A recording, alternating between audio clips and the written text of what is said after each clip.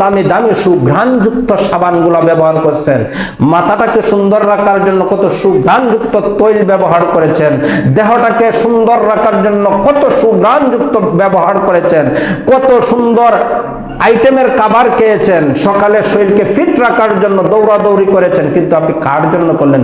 সেই শরীর আপনার বিরুদ্ধে দাঁড়াবে, সেই হাত আপনার বিরুদ্ধে দাঁড়াবে, সেই মাথা আপনার বিরুদ্ধে দাঁড়াবে, সেই কান আপনার বিরুদ্ধে দাঁড়াবে, সেই চক্ষু আপনার বিরুদ্ধে দাঁড়াবে, সেই পা আপনার বিরুদ্ধে দাঁড়াবে। আমার সাক্ষী দিতে হবে না, ভাইয়ের সাক্ষী দিতে হবে না, বোনের সাক্ষী দিতে হবে না, বাবা মা সাক্ষী দিতে হবে না, প্রতিবেশী সাক্ষী দিতে হবে না।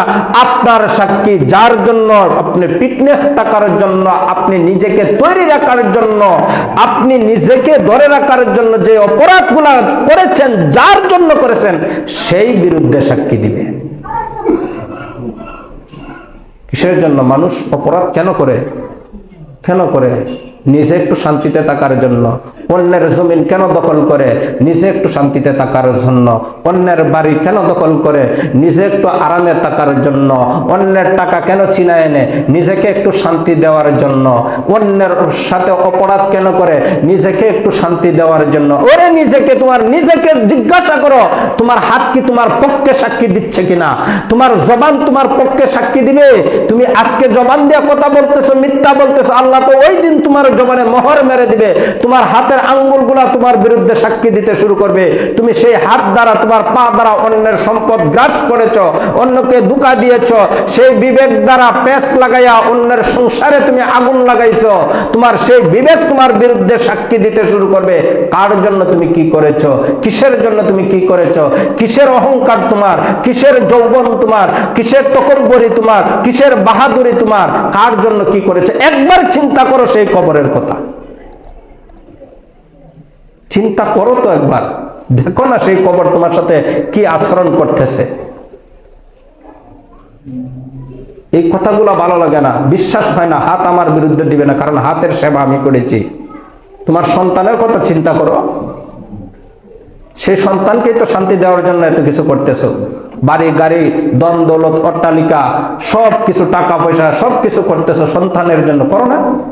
এর জন্য তো করতেছো। তুমি লক্ষ্য করো, তোমার বাবাই তো তোমার জন্য করেছিল।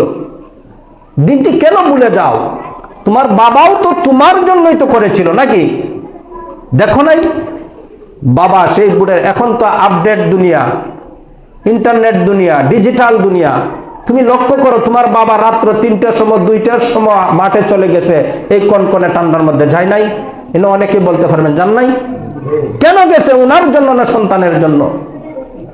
সন্তানকে নিয়ে একটু সম্পদ বাড়াইয়া দেওয়া যায়।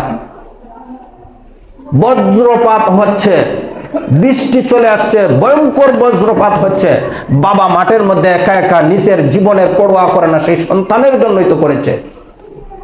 এখন লক্ষ্য করো, তুমি সন্তান, যেই বাবা এত কষ্ট করেছে, রৌদ্রের মধ্যে ফুড়েছে, বৃষ্টির মধ্যে ভিজেছে, কনকনে ঠান্ডার মধ্যে রাত্র 2টা 1টার সময় মাঠে চলে গেছে, তোমার জন্য করেছে। এখন তুমি চিন্তা করো, তুমি তো সেই সন্তানটাই ছিলা। লক্ষ্য করে দেখো, তোমার বাবার জন্য কয়দিন হাত তুলে দোয়া করেছো? চিন্তা করো, সেই বাবার জন্য সেই সম্পদ থেকে কয়টা টাকা আল্লাহর রাস্তায় ব্যয় করেছো? সেই মা তোমার জন্য সারা রাত্র ঘুমায় নাই। সন্তান তো এখনো আমার বাড়িতে ঘরে আয়া প্রবেশ করে না। মা সারা দিন ভর অপেক্ষায় ছিল, সারা রাত্র অপেক্ষায়। ঢাকা থেকে ছেলে আসতেছে, রাত্র হয়ে গেছে, সবাই ঘুমিয়ে পড়েছে, সেই মা তো ঘুমায় না, সন্তান এখনো আসে না। রাস্তায় কি বিপদ জমেছে, বিপদ হয়েছে নাকি? সেই টেনশন ফিল করতেছে, ঘুম আসে না মায়ের। সেই টেনশনটা আজকে মা যারা হয়েছে তারাও তো করতেছে। কিন্তু তুমি লক্ষ্য করো, তোমার জন্য তোমার মা এত টেনশন করেছে, এত কষ্ট করেছে, কিন্তু তুমি সেই মাকে একবার স্মরণ করেছো?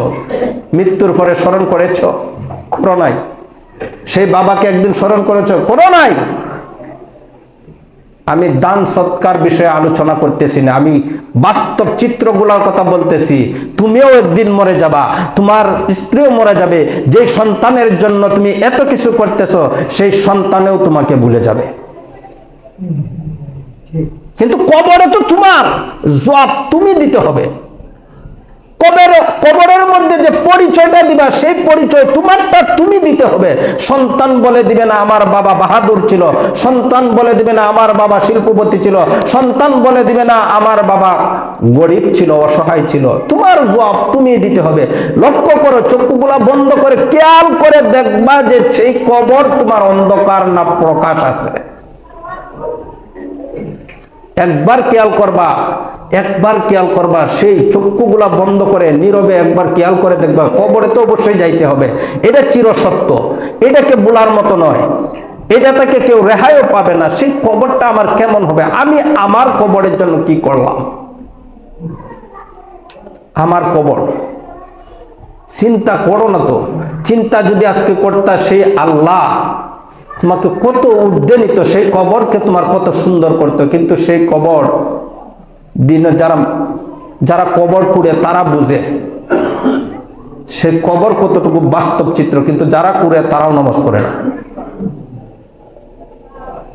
আফসোসের বিষয় হয়, নিজের হাতে শেষ ঠিকানার ঘর করে তারপরও নামাজে আসে না।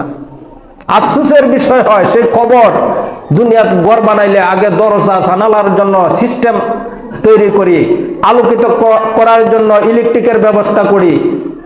যদি দেখা যাচ্ছে ইলেকট্রিকের ব্যবস্থা না করি, সৌর বিদ্যুতের ব্যবস্থা হচ্ছে, সৌরের থেকে আলো আসবে, সূর্যের আলো কিভাবে ঘরে প্রবেশ করবে, সেই ব্যবস্থাগুলো মাথায় আগে ঢুকায় তারপর ঘরের ব্যবস্থা করি।